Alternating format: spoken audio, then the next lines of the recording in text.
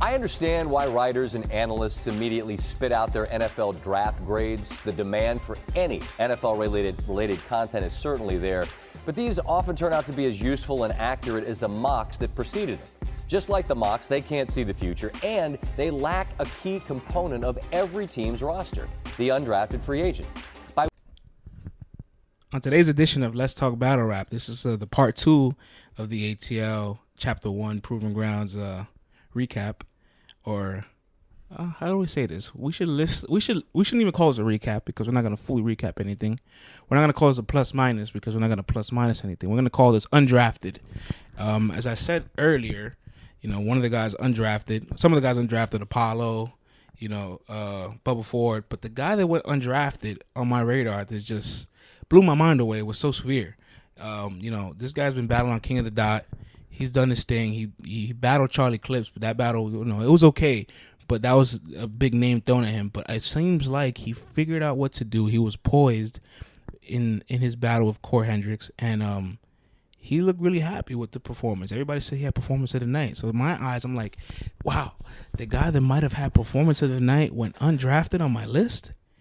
This is almost like Donovan Mitchell dropping all the way at the bottom of the draft and damn near being the rookie of the year.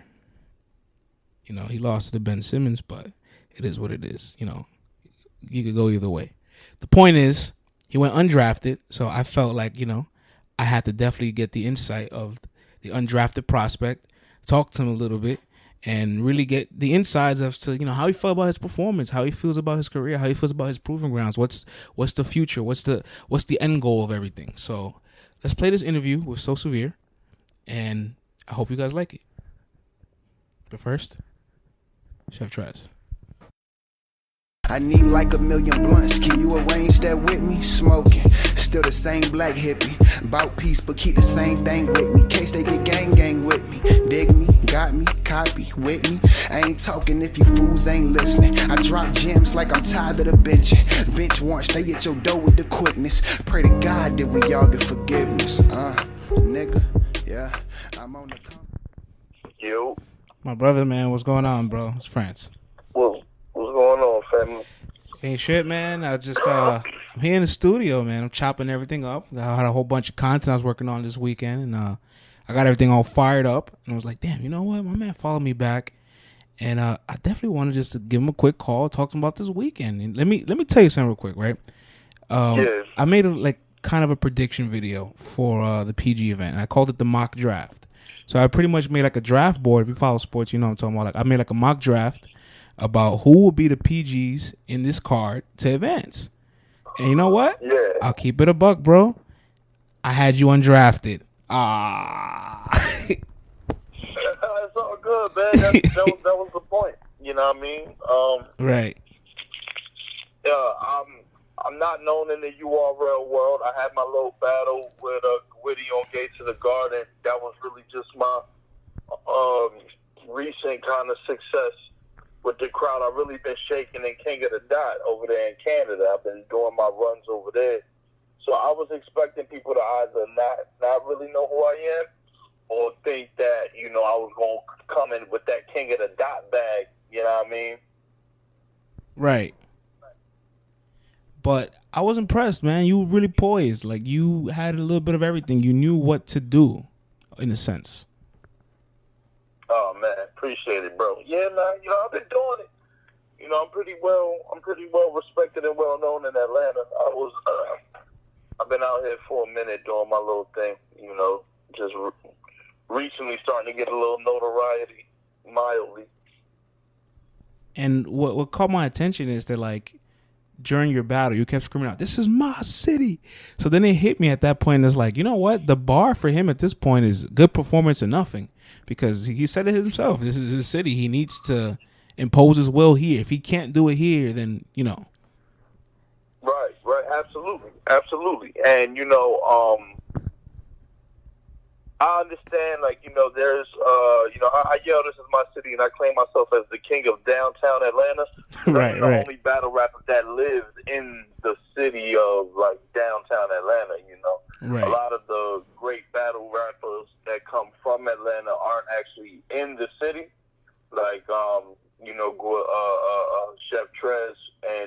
City, who in my opinion are, the top from Atlanta. You know what I mean? They ain't nobody topping them. I'm still a transplant from Atlantic City, New Jersey, but I have been downtown Atlanta for a minute, and I've gotten my respect from them two specifically, and just the independent hip hop community out here. So I do feel like this is my city, man, and the city loves me like a son. So it's my shit. Yeah, man. I definitely have to say to you, good shit on your performance. And when you was preparing your performance, what were you thinking? Were you that confident that your material was going to land and translate as well as it did? Because your confidence was through the roof. And I say that about everybody all the time. Like, you can see when somebody's confident in their material and they're not. Yeah, absolutely. I mean, look, man, I know how to rap, I know how to perform, and I have fun on stage.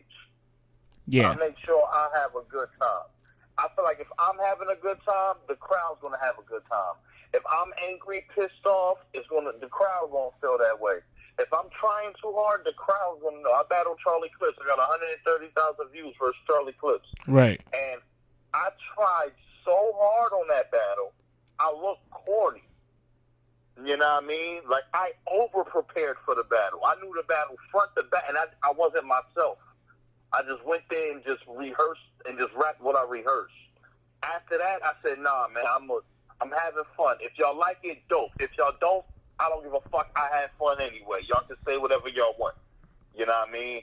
And I even if it's not the best material, if it's not the craziest shit you heard, I'ma say it like it is. And I wrote it, so I'ma stand by everything I wrote, no matter what.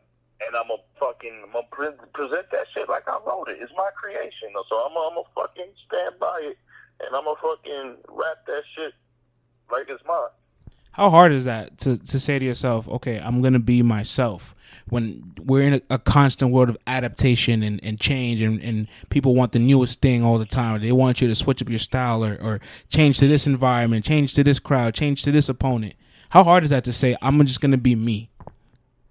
I think that I'm very fortunate that I am versatile, that is being me. I can I just got back from Toronto and Cleveland. I can go to the King of the Dot stage, get performance of the night, rapping multis and, different kind of references and different, even more Toronto-based bars that they didn't even think I could come out with. And then I can go to URL and give you them street one-liners, them boom, boom, boom, mama said don't open the door for nobody, and things that resonate more for where I grew up, Atlantic City, New Jersey, and all that. But I'm still, I do have that ability to go back and forth to different crowds, and I'm fortunate for that because I know how, that's a trait that most can't have. But I'm telling you, bro, I just came to an understanding. Like, look, this is me. This is how I'm gonna rap. This is what I'm coming with. Like, it wasn't that hard. It's just like, I literally just said, fuck it. I ate a whole bunch of mushrooms, did some acid, smoked some weed, and was like, you know what? Yo, I had a revelation while I was tripping, bro. I was at Niagara Falls tripping on shrooms. And I said, you know what? Fuck it, yo. Doing me got me out of Atlantic City at 18 with nothing. And I've been out here 8-9 years still doing my thing. If nobody like the shit, I don't give a fuck. If everybody like the shit, that's what's up. If only 30 people like the shit, I want to meet those 30 people. We can have a good time. And fuck whoever ain't rocking with it. It is what it is, and I'm going to have fun the whole way through. You made me laugh, man. I've done shrooms in Niagara Falls, too. It's pretty fucking peaceful. That's fire. That's dope. Bro, I'm telling you. That's deep. I mean, right after my battle, my debut at King of the Dot, me and my lady drove down to Niagara from Toronto, went to the casino, threw a little bit of dice, I ate some mushrooms, snapped by the falls, and just came up with us. I said, man, I'm in Canada, and I'm from the west side of Atlantic City, New Jersey. Like, you know what I mean? Like, I'm from the gutter, and I'm sitting here in Canada paid trip, you know what I mean? Like, with my shorty looking at the Niagara Falls off battle rap. The only thing that I was missing was that URL clout. And it's starting to come about, you know what I mean? My baby brother, he locked up. He foresaw this shit, you know what I mean? Right. He said this shit was going to happen, and, you know, it's fucked up because in the battle rap world, I got to eventually make a choice between King of the Dot and URL. What you think about that? I know you asked the questions, but what do you think about that? Nah, man, you can ask me whatever. It's a whole discussion. We go back and forth. So all right. King of the Dot loves me, man. Like, and they've been putting me on. They've been making great things happen for me, and I love them as well. You know what I mean? And they really wanna work with me. Nose is fucking with me. Nose wants to put me on the next card, and he wants to build with me. And me and Don Marino are even talking about a 2-on-2 venture, because that is my brother and best friend in battle rap. And Don Marino, who used to go as Don Dollars over at King of the Dot, has some experience out there too, man. Yeah. No, I'm familiar with your King of the Dot days, and see, here's the thing, right? I'm one of the outliers, right? Where I think every league has its place, right? I understand the placements of certain leagues and certain platforms and certain environments. Everything is different. Everything comes with a different vibe. So every style doesn't translate the same on every stage. But the way I see it is I'm in for the artist always. Like, you know, I'm in for the artist because I think about the things you guys have to go through, right? Where like you're breaking your brain months after months just trying to give a perfect performance, and no performance will ever come perfect because how many hours you guys spent just rehearsing this material. You guys get sick of it. You guys get sick of your opponent, and then any little incident can happen the day of, and it won't come out to the way it needs to be, or it won't come out to a portion where people even digest it or like it. And then because of that one moment, the whole fan base turns against you. It's crazy. Like the things you guys have to like overcome and the hurdles you have to go through. So I'm not somebody that's going to say, oh, well, he should just stay on King of the Dot. He should just stay on URL, because I think a lot of the guys could cross over on both sides and do very well. A-Ward right now is somebody that you probably say, oh, he should go for the King of the Dot chain, but he would do great on URL. Geechee Gotti was on King of the Dot doing great himself over there too. B-Dot before URL. He was doing great at King of the Dot. Bunch of guys. The list goes on. So like to me, there's no real choice in between it. I guess, yeah, if this contract stipulations is businesses, whole other conversation. But as far as style, your fan base, what people want, it's all just like, it's all battle rap to me. You feel me? Yeah, no, that's real shit. And I would assume that, you know, if I were to have to make the URL choice, that, you know, that King of Dot would know that, like, it was only, you know, it's business type shit. And I will come back as soon as my contract up and get it shaken. You know what I mean? Yeah, man. I see it this way, right? I think of battle rap a little bit bigger than URL. I think of it as a global thing where like there's guys that are going across the world, getting trips to like Australia, Europe, to London, to Manchester, the Philippines, all these countries, man. So like, going everywhere. Can you really ever call yourself a great battle rapper, or that you say you got the most out of it if you didn't at least get the chance to like touch multiple cities, touch multiple countries?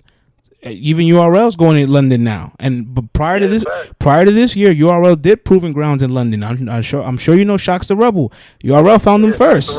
URL found them first. So like they're well, and URL has an amazing fan base in South Africa. I wouldn't be surprised if in a year or two they go to South Africa.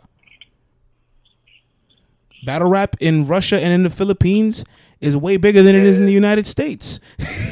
and they're not even millions of views in the Philippines. Billions. The league Flip Top has 1 billion views. You hear me? So like all the leagues in America combined won't equal up to the international views of battle rap. So battle rap as a whole, people need to like, as the artists, they need to kind of just understand to get the most out of it. Like you said it yourself, like you're in Canada, Niagara Falls, off a paid vacation for doing something you love, spitting these lyrics and just being yourself as an artist.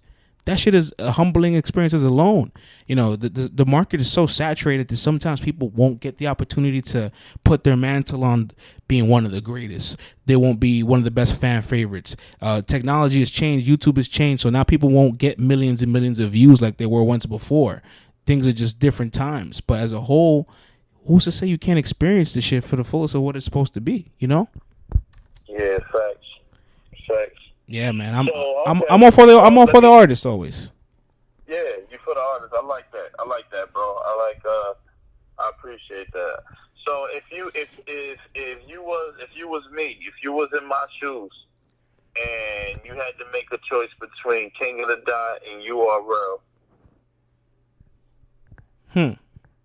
If I were you right now, I think it really. I don't have much. Yeah, I don't have much of a fan base. I have a very, very little fan base. My views is you know what I mean?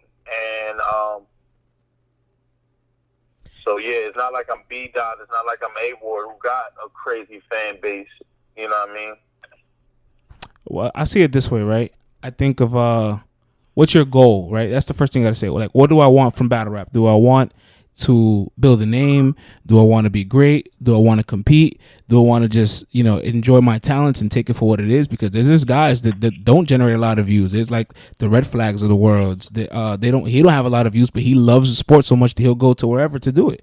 There's the Laughing Stocks of the world. There's Eddie I, who's brand new, up and coming. He's going to King of the Dot, and he's going. Yeah, he still shows love to his home battle league. He battles at King of the Dot. He's battled internationally. So it really kind of just depends what's your goal per se. Like if I were you, I know everybody says this and nobody ever fully understands what it means, but it's take what makes sense, right? Because right now you're hot. From this past performance, everybody's like, oh, okay, we'll probably see So Severe again on another URL PG card. What if URL does another PG card in Atlanta? They're going to see you again. And if you give them the exact same results, that can take you to another playing field, obviously. So it's kind of like playing off momentum and seeing what's on the table right now. If you ask me, like that's what I would say for the most part. But it all depends, man, because like the journey. It all depends. You're right. Let's see what the next move. Yeah, man, the journey of a battle rapper, like I was saying earlier in my draft, right, when I made the little mock draft shit, I said it because nobody takes a PG without the vision of eventually being on the main stage. Like that's the goal. Like you don't take the PG just to say, oh, I did it. You take it with the hopes of let's see what happens. Let's see if this. Everybody can have that one lucky night in battle rap where they're just on another level. Everything clicked on all cylinders. You got a little bit of gas in the building. Your opponent wasn't that good, and you look great. Everybody can have that one night. Maybe that one lucky night could be with the most eyes on top of you. And who knows where that can take you? Who knows who's available in the building? Who knows who recaps it? Who knows where it goes? Facts, bro. And I gotta ask, man. During your battle, I seen Chris Petty stopped you 1,000 times to to grab you up, give you daps. I'm sure he was proud of your performance. Can you talk a little bit about how he must have felt and what he told you afterwards? Oh yeah, man. So yeah, Petty is heavy in my career and in a lot of careers in battle rap. Petty also plays the background in a lot of leagues. Some that he's vocal in, some that he's not. You know what I mean? Him and Miss NYC, Bricks Belvy included, and Swag 2Gs. They were the ones who all believed in me when I didn't even believe in myself. When I was just, just getting high, just tripping on fucking psychedelics and running around downtown Atlanta hosting parties and bartending and shit and just being kind of known for that. They was like, yo, bro, like, we really need you to get on your shit. And I'm just like battle rap is kind of fickle and corny. They're like, nah, man, we got this shit going. We about to make Atlanta shake again. Like, we really want you to be a part of it. We want you to get right. And they literally, like, they stuck with me, man, because I haven't even been taking it as serious as I should. Even this past performance, I wrote everything in a 2-day time because I had to battle in King of the Dot in Cleveland 2 weeks ago, and I had an I battle. I was supposed to headline I battle last week, but Capital had backed out. But I had 3 rounds for him already written. So this isn't even my best. Like, this isn't even 100% focused me, And Chris Petty told me afterwards, like, yo, bro, like, this is what I've been telling you, and I still know that this isn't even the unlocked potential that I see in you, you know what I'm saying, and that everyone believes in you. Afterwards, he had bought 2 bottles of Henny at Anatolia's. Me, him, Swag 2Gs, Dre Dennis was there, Sleepy Hayes was there, and we just had, 2 bottles of Henny and toasted, and he was like, he was very happy with what Norbs did and very grateful for what's going on in Atlanta, and he told me that I was next up, and he truly does believe that I'm next up. But see, And, let me devil's advocate, right? Since you said you knew that wasn't the best you, how are you so confident to go with that to the battle? Like, knowing that wasn't going to be the best version of yourself, knowing that wasn't the most full prepared version of yourself, how are you okay with saying, okay, this isn't me at 100%, but I'm good to go? My writing wasn't 100%. My actual sitting down and writing and fucking with, schemes and playing with this and, you know what I mean? That wasn't 100%. Every single battle, with the exception of my G-Lo battle, my performance is at 100. My performance is always will be 100%.